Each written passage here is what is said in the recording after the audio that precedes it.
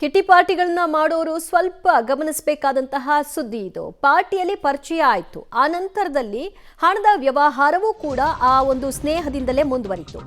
20ಕ್ಕೂ ಹೆಚ್ಚು ಮಹಿಳೆಯರಿಗೆ ಈಗ 30 ಕೋಟಿ ಪಂಗನಾಮ ಹಾಕಿದ್ದಾನೆ ವಂಚಕ.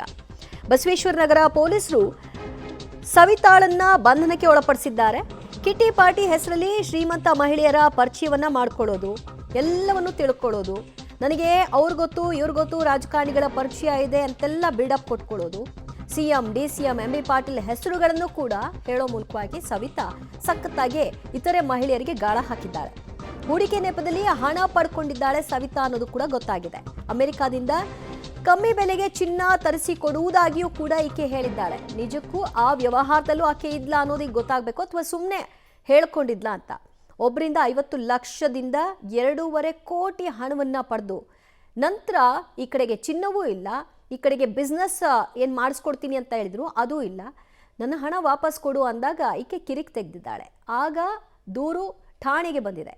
ಈಗ ಯಾರ್ಯಾರಿಗೆ ಆಕೆ ವಂಚನೆ ಮಾಡಿದ್ದಾಳೆ, ಎಲ್ಲರೂ ಕೂಡ ದೂರನ್ನು ದಾಖಲು ಮಾಡಿದ್ದಾರಾ ಅಥವಾ ಸಮಗ್ರವಾಗಿ ತನಿಖೆಯನ್ನು ಕೈಗೆತ್ತಿಕೊಳ್ಳಲಾಗಿದೆಯಾ ನೋಡಬೇಕು. ವಂಚಕಿ ಸವಿತಾಳನ್ನ ಪೊಲೀಸರು ಕಸ್ಟಡಿಗೆ ಪಡೆದು ವಿಚಾರಣೆ ನಡೆಸ್ತಾ ಇದ್ದಾರೆ.